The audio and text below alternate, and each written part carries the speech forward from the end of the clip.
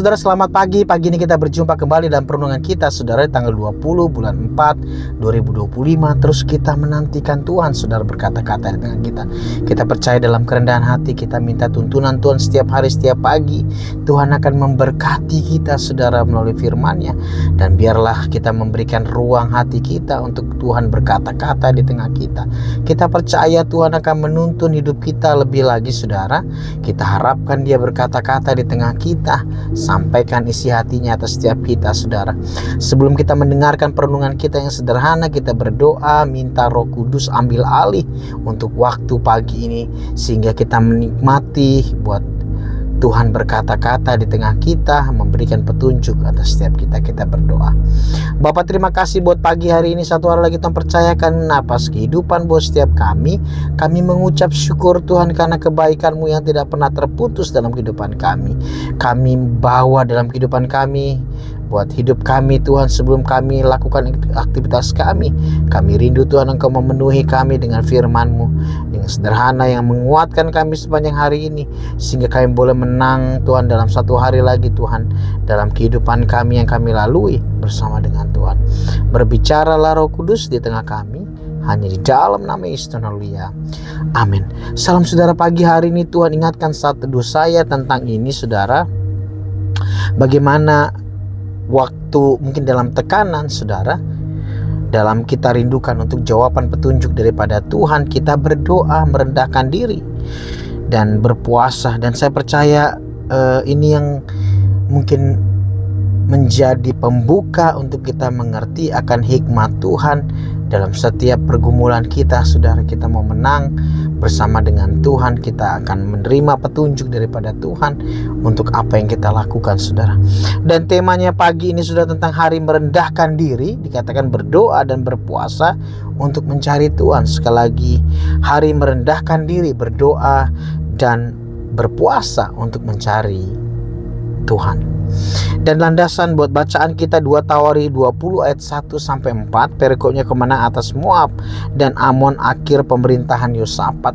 Bagaimana Yosafat diberikan Tuhan hati untuk mencari Dia. Bahkan dia dikatakan menggabungkan seluruh daripada umat yang ada dan bahkan binatang yang ada untuk berpuasa, sudah untuk mencari wajah Tuhan. 2 Tawarikh 20 ayat 1-4. Yang pertama, setelah itu Bani Moab dan Bani Amon datang berperang melawan Yosafat bersama-sama sepasukan orang Meunim, dikatakan. Ayat 2, datanglah orang memberitahukan Yosafat, satu laskar yang besar datang dari seberang laut Asin, dari Edom, menyerang Tuanku, katanya. Sekarang mereka di Hazazon Tamar, yakni En-Gedi. Ayat yang ketiga, Yosafat menjadi takut, saudara, lalu mengambil keputusan untuk mencari Tuhan. Dalam tekanan Yosafat, dikatakan dalam ada serangan yang dilancarkan dalam kerajaannya dia. Suatu laskar yang besar datang dari seberang laut Asin, dari Edom. Dan dalam ketakutannya, saudara, Yosafat mengambil sikap yang benar, dikatakan. Lalu ia mengambil keputusan untuk mencari Tuhan.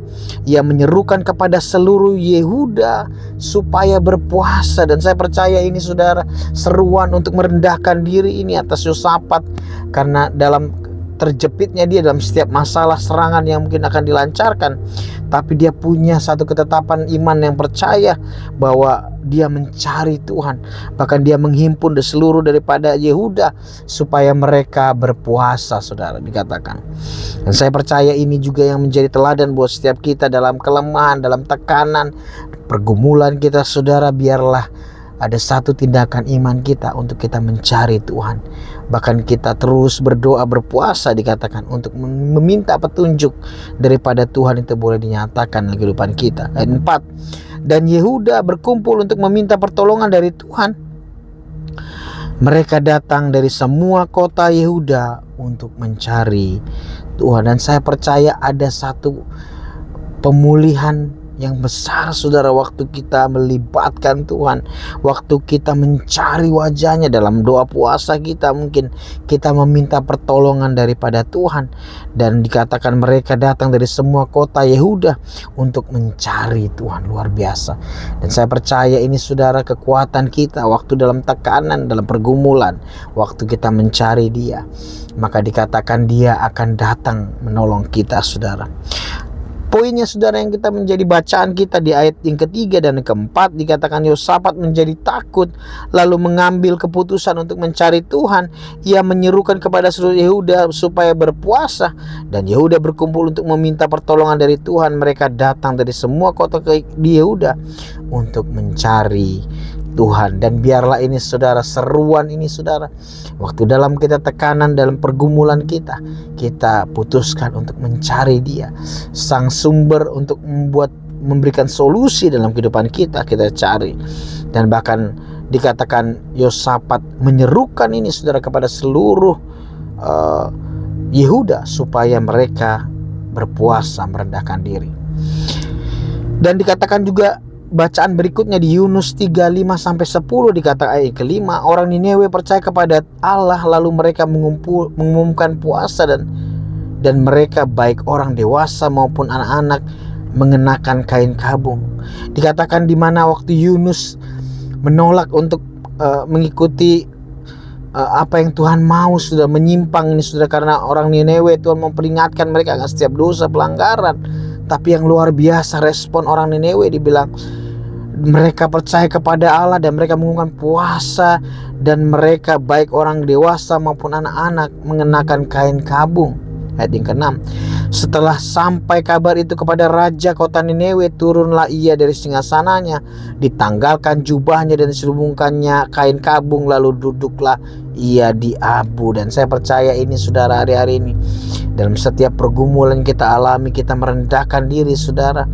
Dalam setiap keruwetan yang mungkin sedang kita alami, kita mencari Dia yang melepaskan kita. Ayat 7, lalu atas perintah raja dan para pembesarnya, orang memaklumkan dan mengatakan di Niniwe demikian, manusia dan ternak, lembu, sapi dan kambing domba tidak boleh makan apa-apa, dan dikatakan dan tidak boleh makan rumput dan tidak boleh minum air saudara. Haruslah mereka semua manusia dan ternak berselubung kain kabung dan berseru dengan keras kepada Allah, serta haruslah masing-masing berbalik dari tingkah lakunya yang jahat dan dari kekerasan yang dilakukannya. Dan bukankah hari-hari ini yang terjadi di bangsa kita saudara? Dan keruwetan itu sedang terjadi, mungkin kegelapan sementara terjadi, simpang siur sedang terjadi.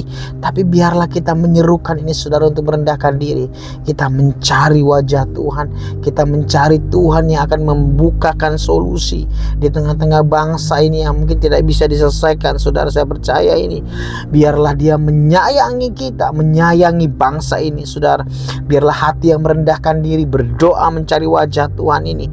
Terus kita juga kumandang di atas bangsa ini, atas sama kita gereja Tuhan yang ada saudara.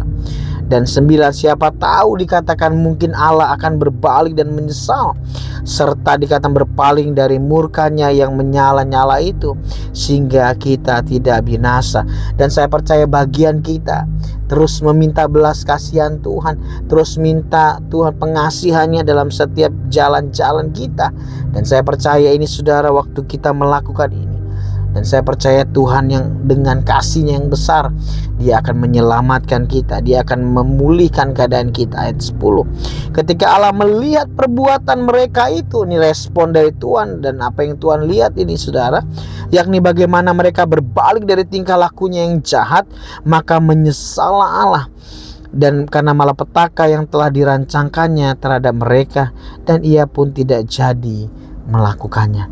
Dan biarlah hari-hari ini saudara, biarlah hari yang merendahkan diri ini saudara, hari kita pertobatan ini saudara, untuk berbalik dari setiap jalan yang jahat, sehingga Tuhan mengasihani kita saudara. Dikatakan maka karena pertobatan yang dilakukan orang Niniwe ini saudara, maka Tuhan menyesal akan setiap malapetaka yang dirancangkannya kepada mereka, dan itu pun tidak terjadi.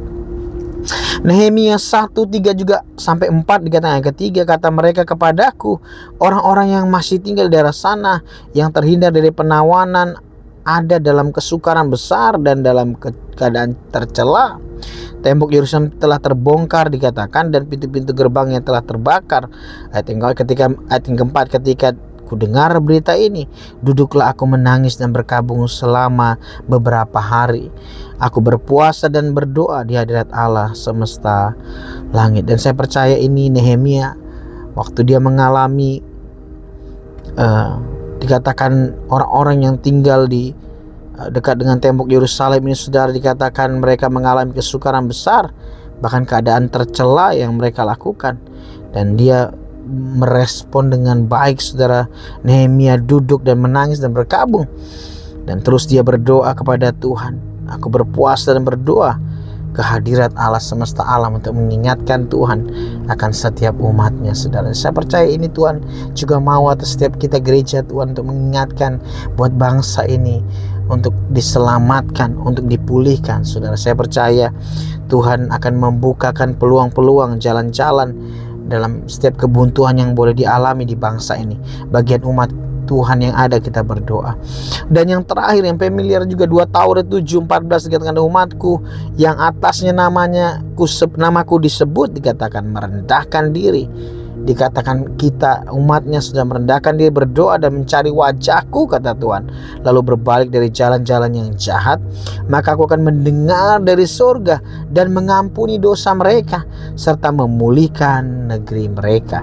Dan biarlah terus kita nyatakan ini, saudara, bahwa hari merendahkan diri, hari untuk kita berdoa pertobatan, mencari wajah Tuhan, ini kita lakukan, saudara.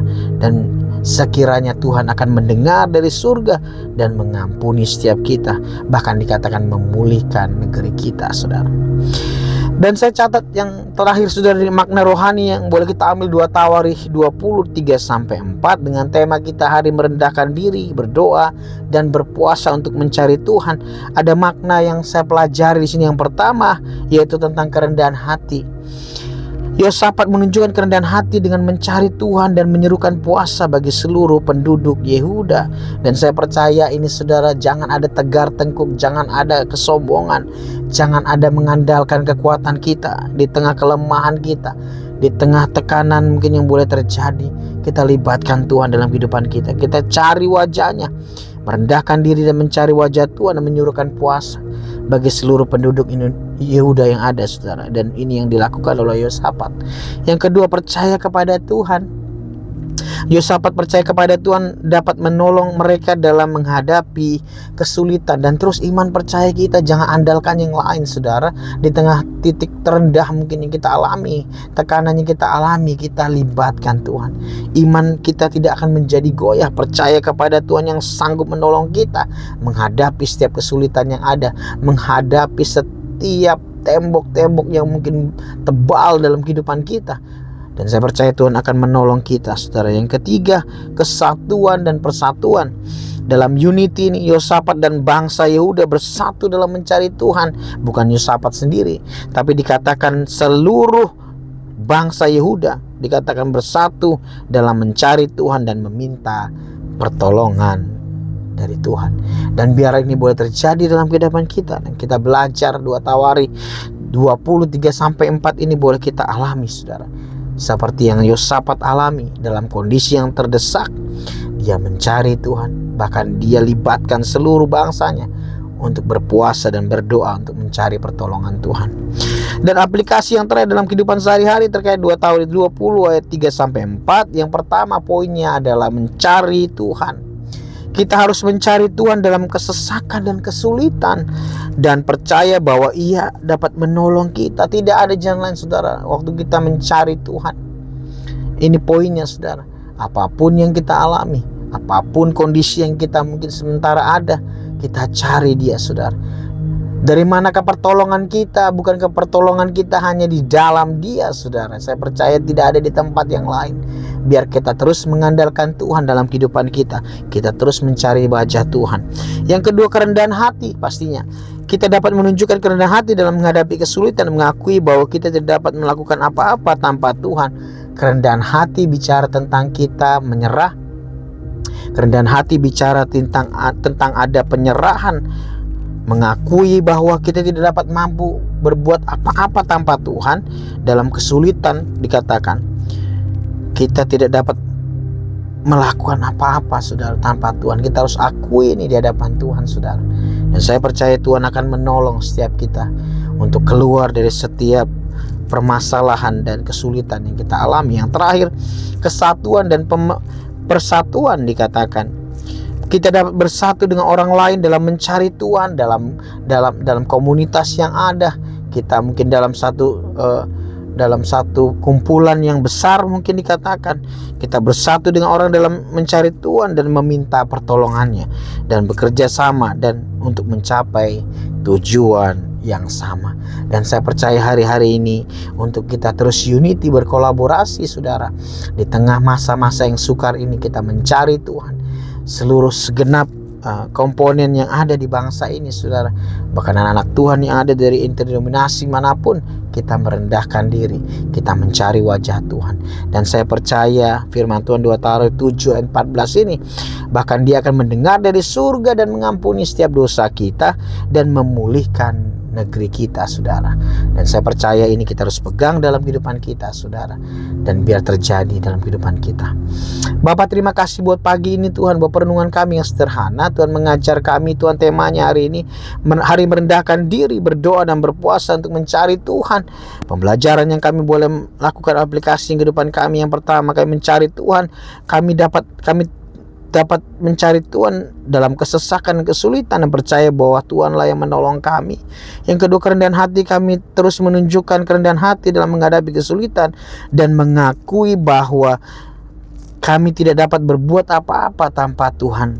Dan yang terakhir, kesatuan persatuan, kami dapat bersatu dengan yang lain. Orang lain dapat mencari Tuhan dan meminta pertolongannya dan bekerja sama untuk mencapai tujuan yang sama. Tuhan berkati setiap firman yang kami dengar hari ini, kiranya bertumbuh berbuah dalam kehidupan kami. Kami ukir dalam lubuk hati kami sehingga sambil lalu kami boleh bertumbuh, kami boleh dibangun Tuhan. Bahkan kami aplikasikan setiap firman yang kami dengar pagi ini Tuhan. Berkati Tuhan buat firman-Mu hari ini.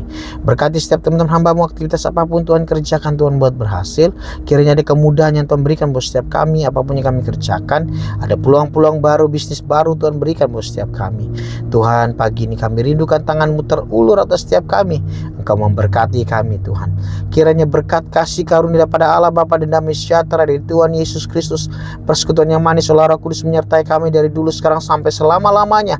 Sampai Tuhan datang kali kedua menjemput kami di dalam permai. Dan biarlah berkat-Mu utuh atas setiap kami. Terpujilah nama-Mu hanya di dalam nama Yesus Tuhan. Haleluya. Amin. Salam Tuhan Yesus memberkati teman-teman semua. Tetap berdoa mencari wajah Tuhan. Tetap berpuasa untuk kita meminta perkenanannya terjadi dalam kehidupan kita. Tuhan Yesus memberkati teman semua. Stay safe, stay healthy. May God bless you. Amin, amin.